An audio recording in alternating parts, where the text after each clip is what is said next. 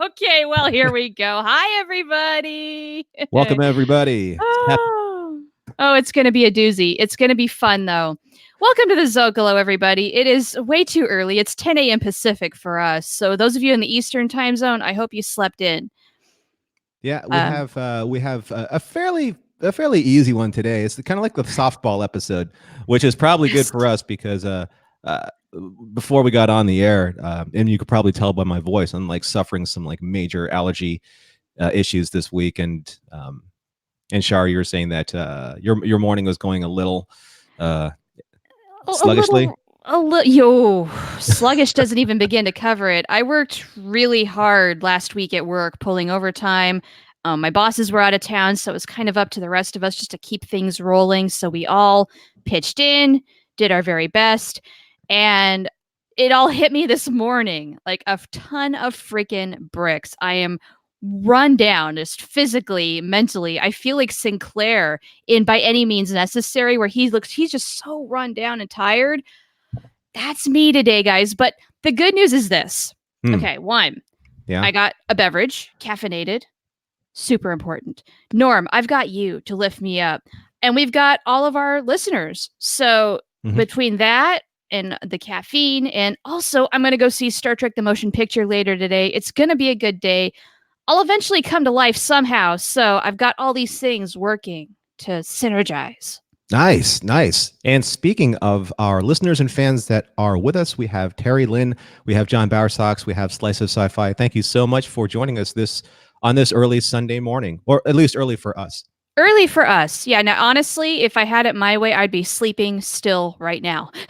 But priorities. Am I right? So, right. Hi, everybody. Thank you so much for joining us. Special shout out to Slice of Sci-Fi.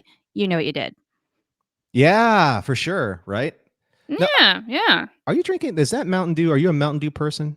I love Mountain Dew. I always have. So, yeah, this is the diet version. I've got the Soda Stream version. Gotcha. I fill up one of these babies. Yes, I've got leftovers. Oh, boy. And I'll just work this down until it's gone. Why not just drink from the bottle? I don't know. Is that more dignified this way? Okay, I see. You know what you need to get back when so this is an Ask Us Anything show, and that really kind of that goes along with the hosts too, because I get a chance to catch up with Char, because in our busy days we rarely get a chance to actually talk to each other during the course of the week. So things like this, we've been bad lately. Yeah. It's neither any of our faults. It's just life is busy sometimes. It's life. Yeah, life is life, right? Yeah. Here's the thing. How many times do you think, if Babylon 5 were real, and we'd like to assume that our realities are well thought out, and as JMS likes to kind of like put the layers in his characters, how many times do you think that those characters actually get together and catch up with each other and go off duty and go to fresh air, or like share a banya calda amongst friends, things like that? You're talking non-official functions. Yeah. I would say for maybe our Earth Force / Army of Light folks, they're probably getting together a little more often than, say, I don't know, Delenn and Londo, or Londo and Jakar, or Delenn and Jakar. Yeah. I don't see them doing it quite as much. Well, it's kind of like if you're working with somebody all the time and you're seeing them all the time. There's like your work family, and then there's your work friends, or your work family, and your family. And sometimes when people walk through the door, when they hit that 5:00 p.m. checkout button on their time clock, that kind of ends there. And I think that in a situation like in Babylon 5, when you're dealing with these life and death consequences and you're going off on these missions and stuff, rarely do you ever see them get a chance to kind of like, for all intents and purposes, let their hair down and just kind of like be people. Now, the really great moments in Babylon 5 are, say, like when Steven and Marcus were like, they were going to Mars, and they were on the Clipper ship with Captain Jack, and they were trying to get to know each other a little bit. And that's downtime, but it's still downtime in the construct of a mission. Right. So, like, how much does that count? It counts, but it's out of also kind of a certain convenience, because they have to be there. Yep. Yep. So, Terry, I wish I could take a nap before the movie because I cannot sleep during the day unless I'm massively ill. So, that's probably not going to happen. I have a feeling the caffeine will wake me up eventually, but with Star Trek the Motion Picture, there is a chance of falling asleep if you're really not there for it. So, I get the sentiment. So with the Ask Us Anything show, you can ask us anything that is Babylon 5 related, not Babylon 5 related. And John Bowersox is kicking it off. He says that I have a question for you, Norman. For season 3 of Cobra Kai, do you think Ali Mills will come back, or do you think Tori is related to Ali? What do you think will happen to Miguel? Now, this is Cobra Kai on YouTube. What was originally YouTube Red, now it's YouTube Premium. Do you know about this, Char? I've not watched a thing of it. No, I've heard of it. I vaguely know what it is, but I know very little about this. But you know Karate Kid. Yes, and I know it's like a spin-off of this, right? Yeah, well, Cobra Kai is probably one of the greatest sleeper hits like ever created for TV or for YouTube TV. But when I saw the preview for Cobra Kai, the very first thing I said was cashing in on this great nostalgic property that is the Karate Kid, because the Karate Kid came out in 1982 or 4, and it was something that for me was like, it's a huge part of my childhood. You know, the whole crane kick, and Daniel-san and Mr. Miyagi, who Noriyuki Pat Morita was a huge inspiration to me as Mr. Miyagi. And Cobra Kai was like, when I saw it, I was like, oh, okay, they're gonna cash in on the Cobra Kai license and stuff, and the Karate Kid license. But when I saw the first season, thank you, John, 84. When I saw the first season, I said to myself, the guys that did this, who are in their 30s right now, they really knew what they were doing. They really knew how to not just pull on the nostalgic heartstrings for all the fans out there, but to actually create a universe that belongs to itself. It's kind of a flip story of in the Karate Kid, Johnny Lawrence was the rich, blonde, good-looking, had everything bully who was boyfriend to Ali Mills, who was played by Elizabeth Shue. And in this story, Johnny is kind of like the underdog, and Daniel LaRusso, who was the underdog in the original movie, played by Ralph Macchio, he's now kind of the bully. Okay. So they flipped everything on itself.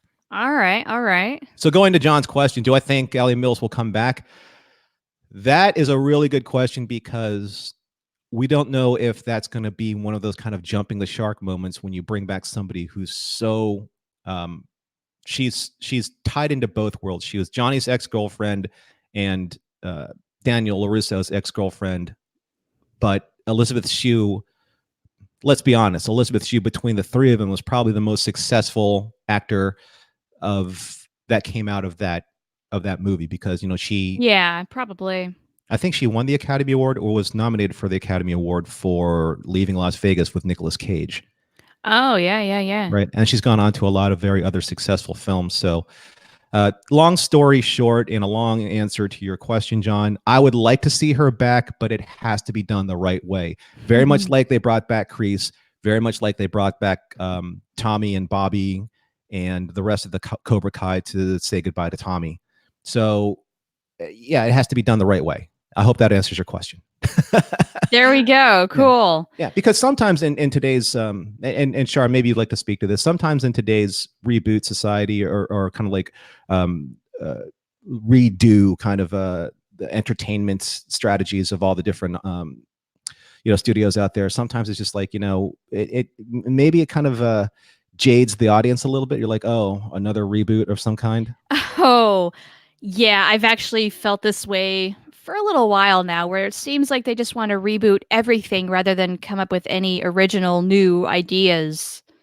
And yeah, okay, some of the reboot stuff has been cool, but do we have to reboot everything? It kind of feels like we are, and no, we should not. Well, that's something that I was talking about with some geek friends of mine, and here's the interesting thing, and this goes with like the tent pole fandoms that are out there, say like Doctor Who, of which we're fans of. Yeah.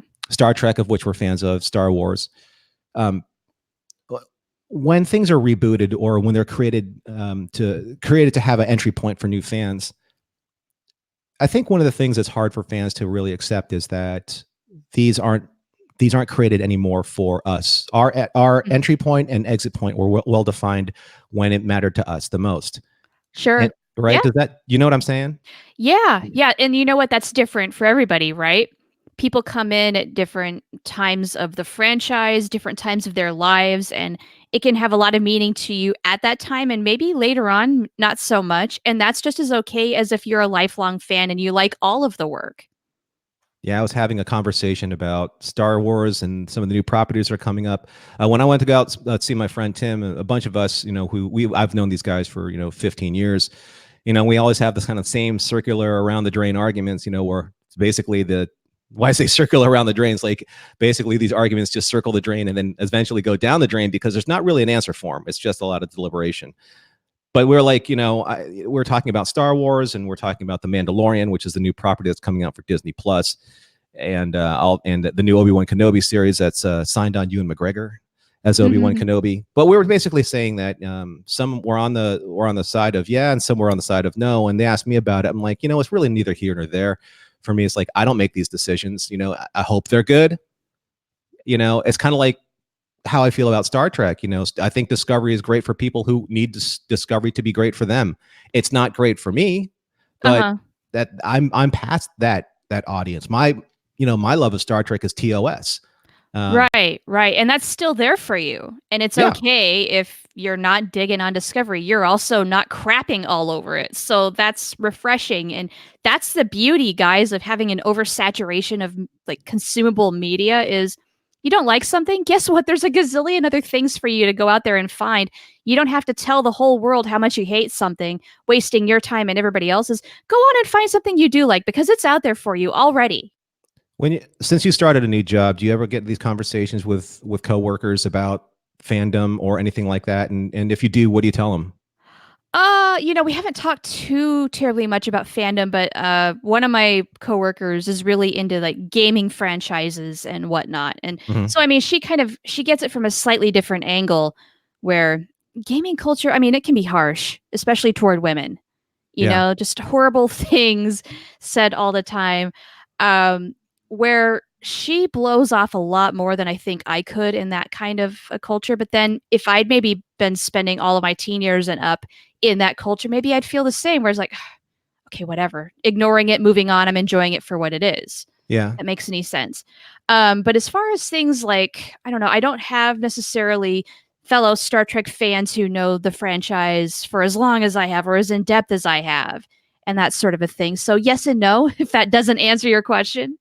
Well, it's a tough thing sometimes to like find entry points with people in the conversations. Like all of a sudden, there's always Monday morning water cooler talk where you have the hit movie of the month, and it's usually a Marvel movie because Marvel's proliferation is beyond compare. But now it's getting to a point where there's this really interesting dynamic where geekdom was at one point in time a very I guess laughable kind of community where like and you had to kind of be a closeted fan too if you didn't want other people to know, like if you didn't want to take a beating, right, so to speak, for being a geek, for enjoying nerdy things, a lot of times you didn't talk about it because you knew you'd get made fun of. It's a newer thing that geek culture is chic and it's cool and it's all right to be a nerd. We lived in a day when that was not the case. Exactly. And the funny thing is that for the longest time, we were always trying to find conventions or gatherings where we could be ourselves. That's now my brain has just exploded into a bunch of different thoughts. And before I go into any of those, let's take a look at some of the comments here because this is about you, the audience, not about us per se. So let's see. John Bowersock says Martin Cove teased maybe Terry Silver might come back. He teased on Instagram again. I love that. We're talking about Karate Kid Part 3. I love that idea as long as they do it the right way. Slice of Sci-Fi says, question. Same thoughts on all movies bringing back main characters as their older selves for one last fight. Examples, Old Man Rambo, Sarah Connor, Laurie Strode. What do you think about that, Char? Oh, that's a great question. I can see both sides of it where if you bring back a character you love for one last romp and it is done beautifully, I can see why fans of a franchise would flock to that. Yes, they're going to get their money for that. People are going to enjoy it for that. Great, cool. But then it's sort of like the reboot syndrome, right? We're like, do we really have to do this again? Can you just not leave anything alone? Well, that kind of segues into, let's talk about Picard then, in that sense. Right. It's going to go so there. And then now I'm kind of feeling like a hypocrite because I'm all about Picard right now. I'm really excited for this series. I'm looking forward to it. I can't wait to see the story that they're going to tell. So I did not mean to trap you. I just, that No, wasn't my intent. That's just it, right? Like there's certain things that are just going to be like, right on target for someone like me, whereas other stuff it's going to be right on target for them. And you know what? It's for them. So Well, I don't know. I mean, it's not. I don't think it's a foregone conclusion, and I don't think it's it's the big issue is here. It's what are they actually going to do with these characters? Are they bringing them back out for the sake of being creative and for giving them like one last hurrah, or like anything else, it's if you don't reboot something with new characters to capture the nostalgia of something prior, bring back the old characters for the audience that has aged with these characters so that we can see the continuation of this storyline. So, for example, Star Trek 2009 was a reboot of the characters, not the actors, the characters of Kirk, Spock, McCoy, Uhura, Chekhov, Sulu, and Scotty, right? So that's all great because they're reinventing that look. Yeah. But would people flock to a movie with now, let's say, like the last hurrah of William Shatner and George Takei and Nichelle Nichols and Walter Koenig, the last 4 surviving cast members of the original cast? I mean, would people see that, and why? Well, I feel like, and most of them that are still with us are in fairly decent health. However, I kind of feel like we did get that send off, right? Star Trek 6 was a beautiful exit for that cast as a whole. And then, of course, in Star Trek Generations, you get one last hurrah with Scotty, Kirk, and Chekhov. Right. But, so I kind of feel like that kind of came and went. That happened. Yeah. And just, I don't know. Yeah, it's weird. It's a weird thing. So it's kind of like where Picard's concerned, would people watch that show as a brand new Star Trek property if it, say, instead of Picard, it was called Riker? That's a good question. Maybe not. I feel like a Riker series would be more for long-term established fans who watch Star Trek The Next Generation. With Picard, people know Patrick Stewart. They know that he played Jean-Luc Picard. And so you might get some brand new fans who they kind of know about the hype surrounding Star Trek The Next Generation and that particular generation of the franchise, thinking, oh, this is something new. Let's check it out. But then, I mean, anybody who's watched Star Trek, we know Star Trek The Next Generation, Captain Picard, and we're going to check it out to see what they do with these characters. Also, I get wanting to bring back the characters for that one last hurrah in the sense that they're still here. So let's take that chance while we still can. Right. Yeah. I mean, as good as Sir Patrick Stewart is doing, I mean, he still looks amazing, right? He is in his 70s. He's not going to be around forever. True. And it's not necessarily his story. Maybe it's Picard trying to kind of, I don't know, teach a next generation of, maybe, it's, I don't know, I'm not going to. Some of these new characters, they're what, in their 20s? They're younger for sure. They look like they're fresh out of academy. And maybe they are. So it's one of those things where I think for fans of Picard, I think it's great. But for those of us who are kind of like outside on the periphery of all of this, I mean, I will be completely honest, and I love Star Trek, but when I saw like the first teaser, trailer, poster, or whatever like that, I did kind of roll my eyes a little bit. I'm just like, really? Really? Yeah, because that's why not? Okay. I'm just like, it's Star Trek Discovery did, I think, a good job of kind of going forward by going backward. You're going in a different direction, a different tangent. Because you weren't dealing with Kirk, Spock. Yeah. Spock up to a point, but it wasn't really Spock, not the Spock that we know. No, not anywhere close. But also we get kind of the revitalization of Pike, which I feel has been the gem of Star Trek Discovery so far. I personally would have put all of my money and resources, if I were them, into doing a Captain Christopher Pike storyline. That's just me.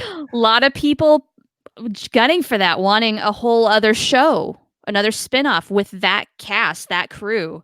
Yeah. And I'd be for it. I mean, they did such a beautiful job. Yep. Anson Mount was an incredible Captain Pike. I would love to see more of him. Rebecca Romijn is number one. Mhm. Heck yeah, bring it. Ethan Peck did great as Spock. I would love to see him come into that role a little more. And of course, the bridge of the classic Enterprise. They did such a seamless job of giving us the nostalgic elements while making it look modern. Discovery's done a beautiful job of that in every aspect. I mean, the design of it is gorgeous. So I do agree with you in the whole going back, looking forward.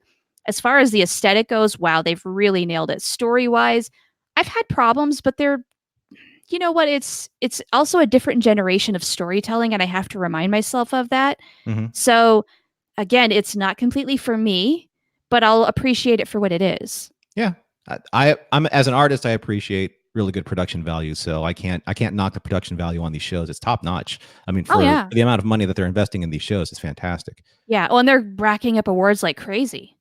For production? For everything. Oh, really? Well, they've been nominated for some Emmys, and then I think it was what was it, the Sci-Fi Awards? Just the other night, they were getting all sorts of great awards. Oh, were they Saturns? I think they were Saturns. Thank you. Yes. Yes. Yep. Okay, so let's get back to the comments here. So yes, I did say TOS, not TOX. I don't know what TOX would have been like. The original X-Men. TOS, the original series. Let's see here. Slice of Sci-Fi says, and TAS for the animated series, for which a new reference book that just came out. You were at Aaron's party, weren't you? I was. That was last Sunday. Did a little book launch party at Impro Studio. It was a lot of fun. People were dressed up as animated series characters. It was super cool. Mm-hmm. Had a Nebula cake, which was really pretty, and it was just a lot of fun. I wasn't there for the whole night. I had to, get back home and go to sleep because I knew I had work the following day. But it was a lot of fun. And I'm really proud of Aaron. It's a beautiful book. So even if you don't know anything about the animated series, check this out and start watching the show. And then there's all sorts of in-depth information you're going to get with it. The thing is that Aaron's always been a huge proponent, and he's really kind of always stuck his neck out there for the animated series. He's been very consistent with that. He loves the animated series. I mean, he is the champion for this show. Nobody better to write this book. And then I don't know who his partner was on that book, but I don't either. He lives in Pennsylvania, if I recall correctly. Okay. So I've never met him, and I'm afraid I don't know much about him. My best friend Todd, he actually sent me. He has the book, and he sent me a picture of his partner's quote, and it had to do with one of my all-time favorite movies, Big Trouble in Little China, and it was a quote by Jack Burton, who's the hero of the show, played by Kurt Russell. So I'm like, okay, I like this guy already. Automatic validation. Nice. Let's see. The new Slice of Sci-Fi says the new Terminator movie does something cool. It ignores everything after Terminator 2. They never happened, kind of like all the Highlander movies after the first one. Now, let me ask you something about that, Char. When movie studios do something like this, they make a conscious decision. Are they banking on the fact that the audience as a whole isn't that discerning or cares as much about the details, and they just want a good picture? Because when you jump, like Terminator 2 had 3 or 4 movies like after in the genre before they're doing this last one, and this has to do with Linda Hamilton coming back as Sarah Connor. But if you're going to say like all those other movies didn't exist, then does that mean that just the audience as a whole just doesn't care? I don't know. I think that's a case by case thing. And I've not really seen the Terminator movies, in ages. I've actually not seen a lot of them. I passed Terminator 2, I forget it.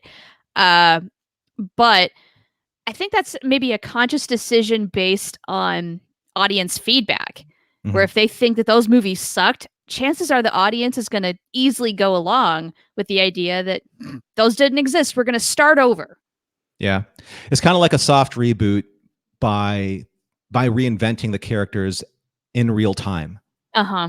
Yeah, So so I mean, not everybody is going to get on board with that, but if you can get a majority on board with that and you can tell a better story as a result, chances are your audience will respect that. if it's a good story, it's a good story, Right. right? Yeah. And Which we that goes always want. right, and that goes back to when I was talking to my friends about like Star Wars and where we are. It actually kind of segues into John's next point. A good Star Wars story or a good science fiction story or a good story in general is just a good story. You know, you'll always go back to good storytelling. And he says, okay, for Star Wars Episode 9, do you think Rey will turn to the dark side? If she does, it better be for the right reasons. One of the things that I think that audiences are a little bit savvy about nowadays are when studios decide, and I say studios because I don't say directors. I don't really think that directors or writers are really in charge anymore of their own movies. Let's face it, like movies for the most part are huge marketing commercials, Yeah, right? it really has kind of devolved into that. I mean, the franchises get so big and they're counted on to make millions upon millions of dollars. Right. It really is amazing what has happened with a lot of the Marvel franchises, for instance. They're breaking records constantly. And And to be honest, I don't really dig comic book movies. I've not seen any of them. I don't care. no. And so the whole idea that these just make gobs and gobs and gobs and gobs of money is just like, okay, really? You know, the Now funny I thing know a is, lot of people are going to give me flack for saying that, but that's just how I feel. We're raw and unfiltered here on this AMA, and you can take it or leave it. It's just an opinion. well, the interesting thing about where Marvel was at this time was at the time when they first launched Iron Man, said Marvel was about to close their doors. I mean, their stock was at an all-time low. They were literally about to sell the doors off their company, and they put everything that they had into like one last, literally a Hail Mary pass, and that was Iron Man. Now, that was Okay. in 2005, I believe. Say from 2005 to now, it is interesting, like where with the trajectory of kind of like comic book movies have taken, because before comic book movies were by and large very laughable properties. But I Mm. think that because of the normalization of fans through the comic book movies that have come allows a lot more of kind of like the acceptance of geek culture that has risen to an all-time high now. And I Yeah, think I that agree. where we're at with that, especially in comic book conventions like San Diego Comic-Con or Salt Lake City, which I heard is a really big convention now, Denver Comic Con, and obviously on the East Coast you have those cons too, New York Comic Con, which New is York. coming Yep. up. That's where I think that so many people now have, and with social media, so many people have so many, I guess, so many ways to express their geekdom. That geek culture is very splintered. You know, before it was like whatever you gave us, give us Batman '89, or even give us like the X-Men in the late '90s. You know, that was Uh-huh. great stuff, or the early 2000s. That was great stuff because there was like nothing there. There was like nothing out there. But now it's like everywhere you turn, from Netflix to Amazon Prime to Hulu to new Right. Apple TV. There's We're some so kind of something. oversaturated and it has Right. gone mainstream, right? But I love you connecting that point to where doing so has made geek culture more mainstream, acceptable, and what have you. That definitely is what turned the wheel. Yeah. And A- that's And that's not an entirely bad thing. But I do feel like it hasn't gone too far. Is there too much? Maybe. there might be, if it has gone too far. How do I wouldn't say how do we kind of like rein it in, but what is being, I guess, what is being ignored in the milieu at the same time? Well, I kind of feel like, smaller scale original works, um, they're enabled to be made because of all the millions of dollars these big blockbuster franchise movies bring in. But I don't see a whole lot of publicity for that kind of work. So Mhm. even if they are getting made, they're not necessarily getting the kind of attention they need to be successful. So I'm wondering, is there a way to rebalance that where we have the big movies as well as the other stuff, kind of getting their due Yeah. mutually? Yeah, it's hard to say, especially with the proliferation of so many private channels now. Let's get to that in a second. There's a lot of great comments coming from Let's catch up. everybody here. So, okay.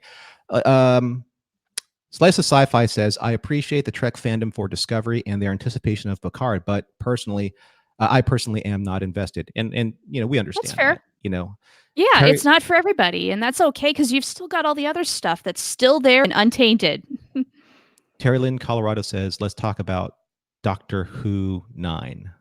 Oh, DW9? Christopher Eccleston?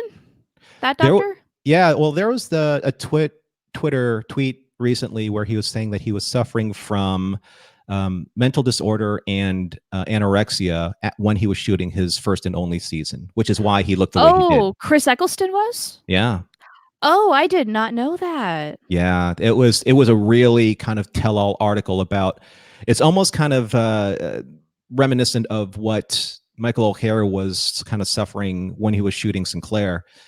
So That it mental was, break, yeah. yeah. So if you want to Google that, it's a really really compelling Wow. personal Okay, I article. definitely need to read that because I've dealt with both of those issues myself. So, wow, okay. Yeah, it I was. might for through reading that I might gain a whole new appreciation for what he was going through at that time. Yeah, I mean, you could tell like he was like his clothes were kind of baggy on him. He had that look, right? Honestly, I didn't notice because I haven't seen Christopher Eccleston in a whole lot of other things. Mm-hmm. So, I mean, some people are just really naturally lanky. He has a very angular face, Mm-hmm. a lot of definition, in the cheekbones and whatnot. I mean, that could have just been him. I kind of took that at face value. I had no idea Yeah, anything was it's going on. the article is very good. So Okay, I'll I find that. recommend everybody watching that. Yeah, wow. Let's see. Terry Lynn says Star Wars 9. Oh, and what of SG1? I personally haven't watched a lot of Stargate. It's just Me something that neither. I have nothing against it. I just haven't really. There was so much going on at the time. I was more on the side of, let's say, Babylon 5, obviously, Mhm. and Farscape. That was my thing at the time before, Uh-huh. instead of Uh-huh. SG1. Uh, Gotcha. let's see. John Bowersock says, I think the Emperor is going to tempt Rey just like he did with Anakin Skywalker. And I'm gonna let's see. And Slice of Sci-Fi says for Star Wars 9, I thought showing Rey as Darkseid was an homage to the ESB head fake showing Luke as with Darth Vader. So in The Empire Strikes Back, there's this great scene where Luke looks at this giant kind of cave tree thing, and he looks at it and he goes, "What's in there?" And Yoda says, "Only what you bring with you." And Luke straps on his weapon belts and he goes, "Your weapons, you will not need them." Now, metaphorically, when I was a kid, I didn't understand what he was saying. But when Yoda said, Mhm. "Only what you bring in with you," fear, doubt, hatred, anger. If you Uh-huh. bring all that into the cave, it manifests itself into something else. There was a scene with the new Star Wars preview where Rey kind of looks like she's going to the dark side, and it's very well possible that that is what Slice of Sci-Fi is saying. That could be just this test, the test of Yoda's cave, if you will. So, Nice. For the record, I've only watched episodes 4 A New and Hope, 5. Yeah, Empire New Strikes Hope and yeah. So, my Star Wars knowledge, I'm just not into it, guys. So that's why I'm not saying much. But I think that it's possible. Now, not to belabor Star Wars too much. My I like that Star Wars is bringing a lot of new fans into this new generation of Star Wars, if you will. Uh-huh. But there's a lot of Star Wars out there right now. I mean, aside from the Yeah. movies, there was the Clone Wars animated series, which I love. I think it's just a really well done story. And then after that, they were the springboard was into Rebels, which was started by Disney when Disney took over the Star Wars franchise, and that was actually really well done. But as far as the movies go, I just need to see how they all kind of like wrap up together, because you have three chunks of trilogies. You have the original trilogy, 4, 5, and 6, which is what we grew up with. You had 1, 2, and 3, which for all intents and purposes, they are what they are. It was the origin of Anakin Skywalker and Obi-Wan Kenobi, and the Clone Wars. And then you have 7, 8, and 9, which it's they've hit some some critical mass of criticisms, because fans are fans, and there are a lot of old fans out there like myself. I'm not saying I did this, but a lot of old fans like myself, they're drawing their line in the sand and saying like, hey, you know what, no, this isn't good anymore, this isn't for me. And I'm like, you know what, you're right, it's not for you.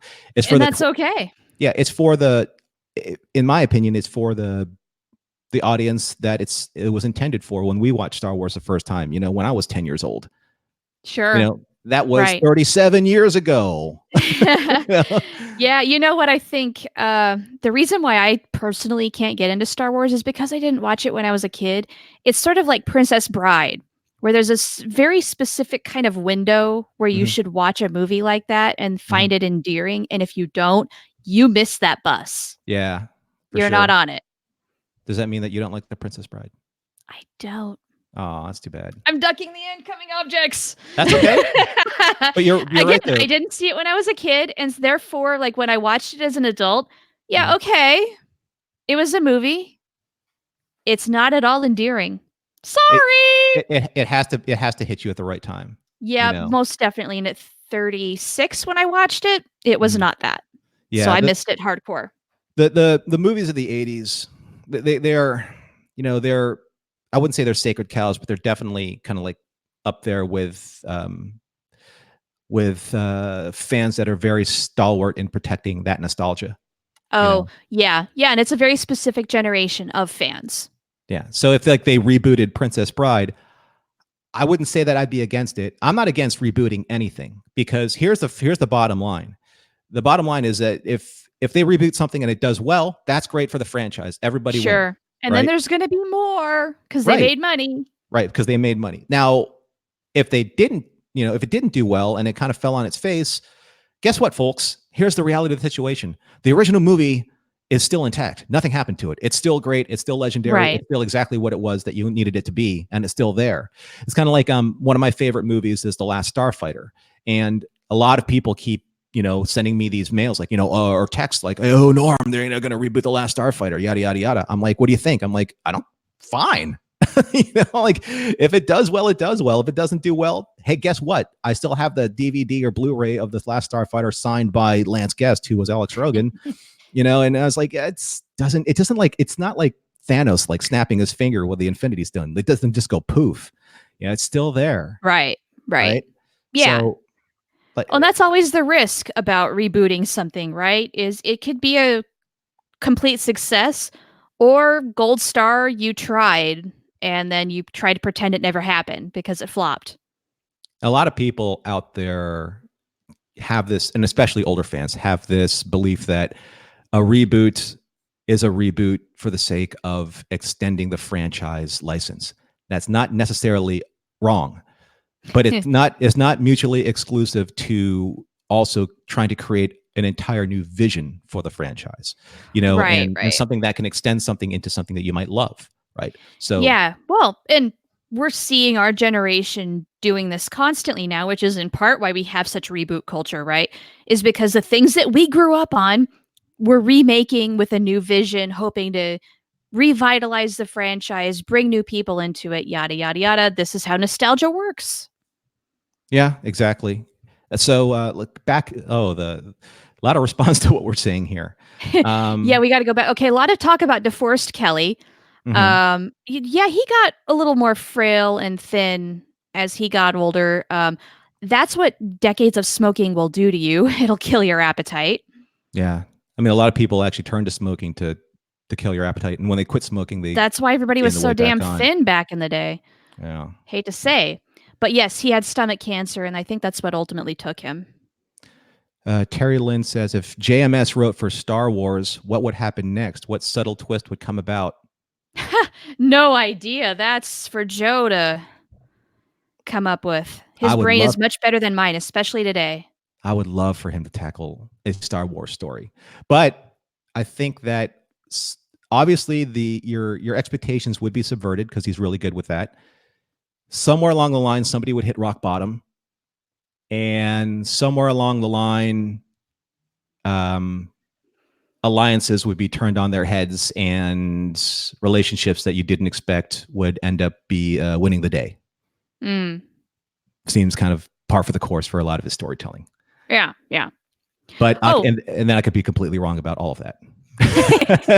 You never know, right? Terry has a question for me toward the end of this. Whether live podcast do you do? But I'll just answer now because I looked at the question and read it. This is the one live thing that I do right now. But I do another podcast with my friend Tristan Riddell, and we do a thing called Punch It, writing in Star Trek, and we do all sorts of explorations on kind of like hypotheticals, what ifs, crafting our own stories in the Star Trek universe. We had a really absurd one come out this week, for instance, where we made a relationship between Captain Janeway and Neelix work. No, we were not high. We were not. We were 100% sober and sane. And it worked. It happened. So that's the kind of absurdity you can expect from that. We have a lot of fun on that show. I do another like a vidcast, but it's not live with my husband. I've mentioned it before on this show. It's called Babel for Five. My husband's watching Babylon 5 for the very first time. We're gauging his reaction after every episode we watch. And so we record about 15 minutes of footage, boil it down to 5, editing it down through the magic that is, and then presenting a Babel for 5. And that's on Join Nerd Party or The Nerd Party, I forget which, on YouTube. You can find it there. If you haven't watched those, they're really good because I know how Char feels about Babylon 5, but watching her husband Patrick's reactions on some of the episodes, it's really interesting because you're like, sometimes you're like, some of it's wild. Yeah, and he's got some crazy theories, and guys, he just doesn't know. Yeah, which is super that's good. The fun of it. And that's like, I'm a little jealous of that because he's seeing it again for the first time. And the interesting thing about watching television from the 90s now is that you're seeing it from the perspective of now as opposed to the perspective of then when it was first came out. Yeah. So it's it changes. Super We've talked about thing. that. Terry Lynn says, Char, time and day, please. Okay, so Babel for 5 comes out Sunday mornings at 10 a.m. Pacific. If you hit subscribe and then get the little bell notification, you'll get an immediate notification of when a new episode is released. Punch It comes out Thursdays in the morning. Coolio. So make sure that you do that, subscribe, and make sure that the bell icon alerts you to when the new shows pop up. That's right. Like, subscribe, get the bell on, do the YouTube things. So Slice of Sci-Fi says, hush tones, I think Stardust is better than Princess Bride. Like them both, though. LOL. Okay. Okay. That's cool. I dig that. Absolutely. Let's see. Terry Lynn says, agreed, Slice. Stardust is good. I still love the humor in Princess Bride. As a sword fighter, I can't not love the Princess Bride because the opening scene just takes, if you know what it takes to do sword choreography, what they did at the very opening of Princess Bride and that sword fight and talking while sword fighting was phenomenal. Regardless of how you feel about the rest of the movie, that sword fight is one of the best sword fights in movie history. Let's see. Slice of Sci-Fi says, the reboot remake thing is because Hollywood execs are afraid of taking a financial risk on new ideas. So unless it's an existing IP, comics books, a reboot is considered safe money. I agree. I agree too. There is a reason why they've gone into this mode so hardcore, and I agree. It is because it is a safe risk. They know people are going to flock to these movies, even if they're not the greatest thing. If it's a franchise people love, people are going to cough up however much it costs for a movie ticket, what, $12-13 maybe, at least that's what it is in LA. And they're going to get that money, and maybe the rewatch value sucks, but they still got your money. Well, something that I've had discussions of this kind of subject matter with other friends is that when you think about the purchasing power of the audience that it consumes content right now, especially when you go out to the movies, you're dealing with people that are somewhere in their like late 20s to late 50s. But take that 30 years ago, right? And you're dealing with people that were, now the late 50s were in their early 20s. So they've kind of the studios are kind of banking on that purchasing power of people that are, they have their own families, so they're going to drag along their kids or their kids' friends, and they're going to all go see Star Wars Rogue One because the dad and mom, the father and mother of that group of people, they're going to be like, yeah, I remember when they mentioned like the stealing the Death Star plans in Star Wars: The Original Hope or The New Hope, and they're like, let's see what that story's all about. But the kids that are coming with them, they're like, oh, this is a brand new Star Wars movie I've never seen. So you're kind of like you're perpetuating the propaganda machine that is like Star Wars marketing, right? Oh yeah, and they play it very well, and it does work. I'm gonna disagree with you, John, on that. Hollywood has run out of ideas. I don't think that they've run out of ideas. I think that they are the bankability of Hollywood resides on the marketability of movies, but that doesn't necessarily mean they've run out of ideas, because the movies that aren't necessarily marketed are very good, very original stories. They just aren't bankable, but the ideas are still there. Yeah, and those big movies finance those smaller projects, but do a lot of people know about those other projects? Right. Unfortunately, not nearly to the degree that they should, because then we're missing out on some really good content that's out there. Just nobody knows about it because we get bombarded with the big stuff. And let's take it to the perspective of how an idea is perceived. Because if you're 12 years old, 15 years old, 18 years old, and even if it's a rebooted project, if it's the first time that you've ever seen, say, Big Trouble in Little China, and it's the new version of it, I'm not saying it's coming out, but it's the new version of it. If you're that person seeing it at that time in that perspective, you don't know anything about any other version of any other movie or story regarding this title. It is a new idea, right? Yeah? Okay. So it's kind of like music. All right. So you pick up, for all intents and purposes, let's pick up a Rihanna album. I've Okay. never heard. I don't follow her. I don't really know a lot about her music, but I'll pick it up because I heard one song on the radio, and that's all I know. I So, used to do that. Now you can just download the one song that you like but and if you call it good. But it used to be you had to get the whole CD. but if you find it and you're like, okay, like now some people that are huge Rihanna fans are saying like, oh, it's just derivative of her original work. But if it's the only CD that I've listened to, or it's the only album I've listened to, how do I know it's a derivative of the original work? It's Right, not, because you don't know. because you don't know, right? So I think that, and I'll say this out there for argument's sake, I think that fans today, a majority of the fans that are saying a lot of this stuff, like Hollywood's run out of ideas, they have new storytelling, they don't know what they're doing, blah, blah, blah, blah, blah. I think that these fans are spoiled. And I'll say it about myself because I say the same thing, because you're only seeing it from the vantage point of what you've seen before for the 40 to 50 years that you've seen fandom out there. But you're not seeing it from the standpoint of fans that are coming in that need this to be their source of inspiration, their source of becoming creative.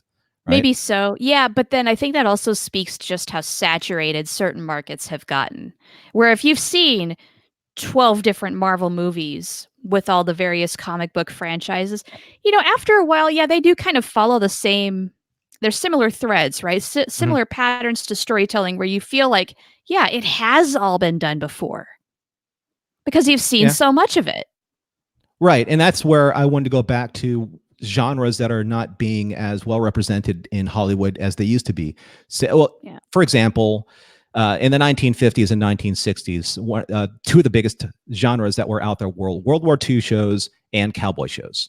Okay, because you're right, those Uh-huh. because they're capitalizing on the audience that came from those eras, right? You had the World War II baby boomers, and you had basically cowboy westerns were like the cheapest, easiest versions of entertainment to put on screen, and that was kind of like the fantasy of the time because everyone wanted to be like, ride a horse in the Wild West and carry a 6-shooter on their Right. stride. Those See, shows were dime a dozen, what, in the 50s and 60s? And kind of like how reality TV is today, people just made tons of it because it was cheap to make and people it just ate it up. They loved it. and at one time, because I was looking at like the CBS ratings at like 1950 something or other, like out of the top 10 shows, 7 or 8 of them were westerns. Wow. The other 2 were World War II, based shows. So Dang. yeah, but there was a proliferation of that up to a point, and then you went into kind of like the serialized dramas of like the late 1970s, early 1980s, because that's the way the culture was at the time. You went to see Right. police dramas and ambulance dramas and Oh lawyer my dramas, gosh. right? Right. Those were huge in that era. And so it's just this shift of trend of proliferation in the market. And then when it does kind of seem to exhaust its welcome, then things finally move on. I kind of wonder though if we're getting ready for that to happen again. We're like, okay, guys, we've had enough. No Yeah. more. That's the one other thing that I think that adds to this kind of like oversaturation, or a lot of these channels that are essentially purchasing licenses that on the cheap and then rebroadcasting them because there are audiences out there that will give them better ROI on those cheap license purchases, because there are fans out there for, like, there's a new channel called Comet TV, right? Oh, sure. And Yes. it'll We know about show this.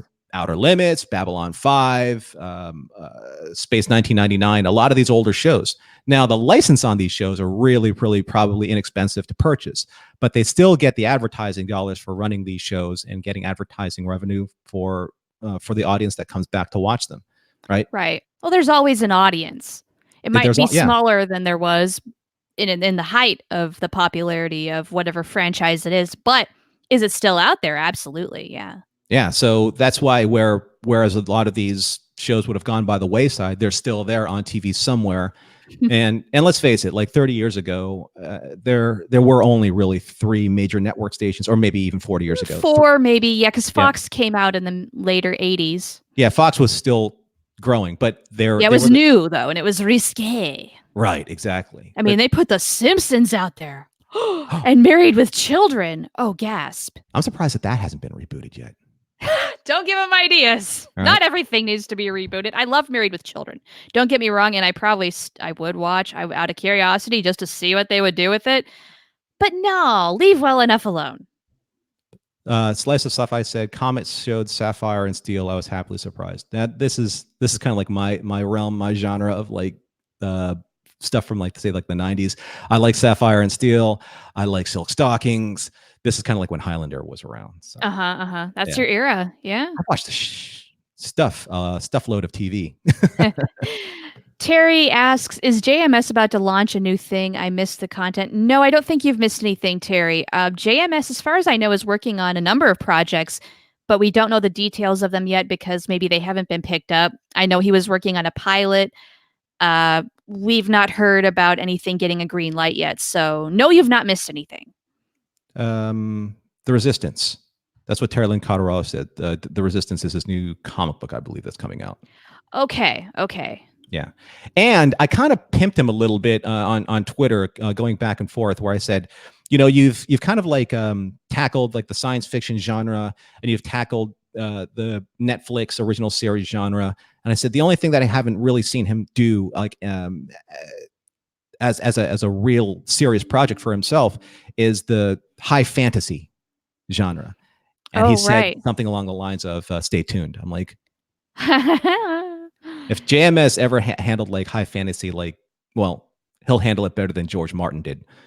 Game of Thrones. Yeah.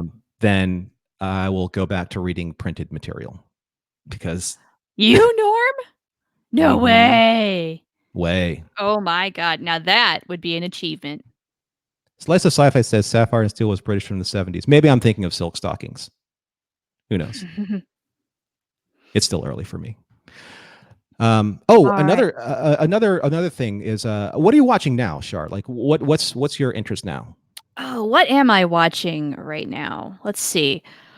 What have I been going through? Oh my gosh.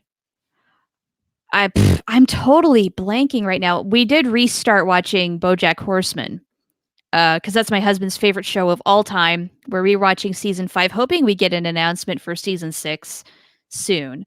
But what were we watching prior to that? I've never heard of that show ever. It's on Netflix. It's animated. It's kind of, it's a little bit of dark humor, but they go to a lot of places that a lot of shows flat out won't. They talk about a lot of issues without getting preachy about it. It's just simply there in that universe, which is awesome. And they go to some depths of things like despair, depression. What is the meaning of life? And it's fascinating because the characters are so well constructed that the more you watch it, the more you gather, information like Babylon 5 of who these people are, what motivates them, why things are happening the way they are. And it's oftentimes a train wreck, right? And it's fascinating. But at the same time, you will fall off your chair laughing at certain bits. So it's not all pain and despair, but they're mixing it all together in this strange animated world. And it's unlike anything else I see on TV right now. BoJack Horseman. Okay. Yes. Do that. Watch that show. Yeah. Let's see. What are you watching right now, Norm? Let's rewatching. Back to you. I am rewatching The Office right now. Hence my. Oh, hey. The Office. That's a classic. That's good stuff. I am actually right now I'm playing a lot of World of Warcraft Classic because it's my favorite video game of all time. and it's a way to reconnect with a lot of friends that have moved out of California and have started their own lives, and we're all kind of like getting back together and playing the old game, one more time, I guess. It's kind of like funny. It's like it's a reboot in a way, getting back the nostalgia of that core audience that got it to this point. So it's funny that we're going back to down that reboot rabbit hole, because it's not necessarily new, but it's better than the Warcraft that I'm playing now, which has gotten very commercial. Oh, imagine that. In that my happens? opinion. In my opinion. Yeah. Let's see. A couple other questions here. John Bowersock says, Highlander the series. Mythos, the world's oldest man, 5,000 years old. Okay, I have a question for you, Norman. Do you think if Darius didn't die, do you think Mythos would have even existed? In a way, yes, John. I think that Mythos would have eventually appeared because Callus, I'm sorry, Char, this is a very, very nerdy specific answer. Have at it, buddy. So Darius never left holy ground. So there's no way for Duncan to have had a protector against Callus if Callus was going to keep coming after MacLeod. And Callus was looking for that edge, and Callus needed the strongest immortal of the time that he could find, and that was Mythos. And I think that eventually would have happened, but I think that we'd have just basically seen a really nice amalgamation of certain storylines, if that answers your question. But I would have liked to have seen more Darius. Darius, the actor who played, so Darius was a mentor figure to our hero, Duncan MacLeod. He was kind of like his Yoda. And the actor, Werner Stalker, he died before the end of season 1. Season 1, I think. And yeah, so they had to find a new mentor-ish type character. So let's see. Slice of Sci-Fi says, I am here for the Highlander TV show deep dives. No, you came to the right place. Arm's your man.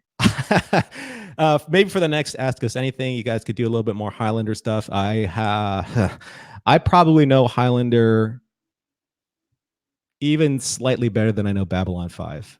I hate to say it. Which is an achievement. Yeah, it was a show that was profoundly important to me.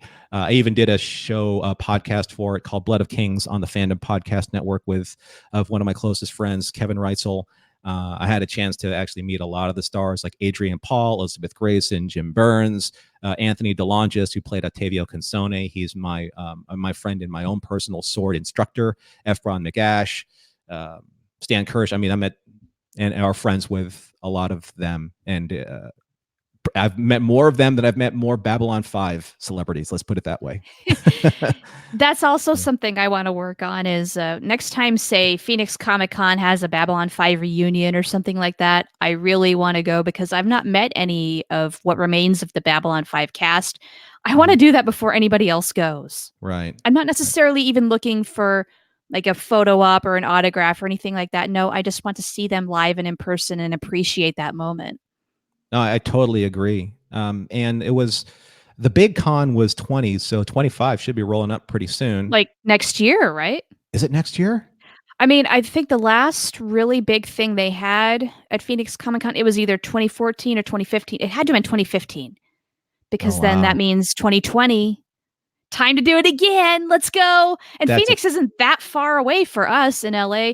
It's like a $79 Southwest Airlines flight or a few hours in a car. And we can do that. That's definitely something to look into and have like a nice the moment they made that announcement, I'm requesting time off. For sure. Heck yeah, I'm going. Slice of Sci-Fi said mid-late 90s, Highlander and Xena were my obsessions, right? Beside B5. That was my sweet spot. That was my sweet spot of TV. Highlander, Babylon 5, X-Files, Buffy, Andromeda. We had good stuff in the 90s. The 90s was a really amazing decade. There was so much going on, right? Yeah. It was a little bit of anything goes. And that was the beauty of it, is just, it was out there. It was right before everything became like Hollywoodified, if you will. Right? Like a little too produced. You know, the 90s were still a little more raw, especially with sci-fi, because it just wasn't that mainstream at that point. Oh, in the 90s, also like in the 90s. Yeah, even though like say TNG and DS9, we still had all those great shows too. sure. Oh, absolutely. We had a Yeah. lot to appreciate. And even with things like X-Files on a major network, it was still like, yeah, it's all right. Mhm. Not everybody watched it. It was slowly becoming more mainstream, but it was still a niche thing. Network wise, Buffy was my jam. Oh Oh, my really? god. Oh my god. You could not call me. Like you couldn't talk to me when Buffy was on. I was like, it was That's how Star Trek yeah. was for me. Like Yeah, I if went anybody called me on black. the phone, Mom, I'm Yep. watching Star Trek. Yep. Gotta go. Even people knew it. They're like, can't get in touch with Norm. And this is like before, Facebook, Twitter, blah, blah, blah, blah, all this stuff. But it Right. was like, It's also before DVRs, yeah. So when you had to watch it like at 5 p.m., the time it would be on. Destination TV. Yes. Destination And your TV. VCR, you're recording it so you can watch it again later. Yeah. That's a really good topic of conversation was destination TV because, you just don't do that anymore. Not really. Not the You know? same. We don't have to. That's why. Now you got your food prepped, you got your popcorn hot, you got your soda poured or whatever you're going to drink. Yeah. It's 7:59. You're going to sit down and It's an God event. help you if you ever interrupt any of that stuff that's going on. Right? Destination Or TV. I'm sure this happened at some point to you. Like something like an emergency broadcast alert has to come over the TV for, I don't know, like a weather warning or something. It's like, would you stop? That's not important right now. We've got things that need to happen right now. Don't you dare delay my program. Right. You got the scroll like severe warning, thunderstorms or whatever. Yeah. I mean, they'd say the apocalypse is happening. And I'd be like, I don't care. Get away. You're blocking that small third of my 13-inch screen TV. Right? Don't you dare. These were the times we lived in, man. A good high note to end the show on because we are on the magic end of the hour. But if anyone wants to get in touch with us and talk about anything that you want to talk about when it comes to like the genres of science fiction, fantasy, all the kind of fun stuff that we talk about, you can find us in our contact information below. You can always find us on the ZócaloCast on Twitter and on Instagram and on our Facebook page. And please keep the conversation going there, which would be awesome. Yeah, by all means, do. If you want to talk to me personally, the one place you can do it is on Twitter. My handle is @OhTheProfanity. Oh, the profanity. But I don't find you as profane as in years past. Maybe I've mellowed out a little bit. I also don't think I'm on Twitter quite as much as I used to be. Right. Because it's the one hell site I just can't quit, in part because of JMS. I steer clear a lot from social media now, and believe me, like my sanity is far better, and I spend a lot more time doing stuff like this, which is far more important to me. Right? Yeah, I feel like it's just a refocusing of our energy. I mean, I deleted my Facebook account. I never really did a whole lot of Instagram. My cats are on Instagram, and I sparingly get on there. And you know what? I don't feel like I'm missing that much. Yeah. I'd much rather be present doing something like this than scrolling and scrolling and scrolling through things that aren't going to commit to my memory at all. Totally. Why? Not anymore. Yeah. Not anymore. Done with it. Totally understand. And I just want to thank everybody for such great interaction here. That's why we do the ZócaloCast. And maybe if this is a format that people really like, just to talk about, because the Zocalo is a marketplace.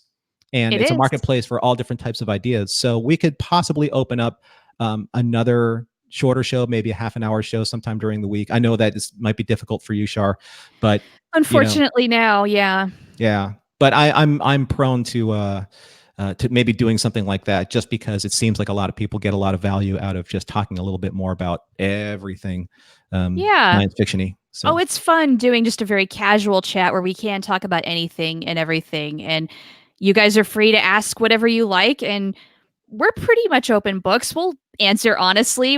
I got nothing to hide. I don't know about you, Norm, but the last time you did this AMA, it was a blast. And so I'm really glad that I got to do one now with you. Yeah, it's fun. And it's especially fun to, like you said, be present, be real, be in the moment, and not be doing this, through the technology, through just tweeting out how you feel, tweeting out or putting it on Facebook or social media posts. Yeah. I mean, I get it. I understand why people love social media. John Bowersock says, not me, I can't get enough of social media. I understand why it's important for a lot of people. I really do. Well, yeah. And if you're still Real. getting something good and constructive out of it, hey, more power to you, Yeah. because it's becoming, I think, a little more increasingly difficult to do that. But if you are, hey, nothing wrong with that. Yeah. I mean, all entertainment is for people is that which inspires you and gets you through what you need to get through. Right. And Right. I know for a lot of people, it's the connectivity to people that you might not otherwise be able to talk to. And I completely understand. Yeah. So if you want to continue on the conversation and you find this important and valuable to you, let us know. Yeah, maybe we'll do it again. Exactly. But we'll talk about we'll think about a topic for next week, and I'll make sure that I get that posted up on Facebook and Twitter and Instagram and all that kind of stuff. So for rallying at this early in the morning for both of us, Char, I think we had a heck of a show. I had a lot of fun. It was a lot of fun. So thank you, everybody who tuned in, threw out your questions and ideas. We talked about so much. Let's do it again sometime. Did you finish all your Mountain Dew? Nope, still got a little bit left. Oh, wow. But the bottle's empty. Yeah, right? yeah, it is. It is. I'm working it down. And So- I'm still only about half alive. So Oh my thank you guys for putting up with me. Thanks, everybody, for showing up. And we will see you next week, same time, same Zocalo time, same Zocalo channel. Until then, be seeing you.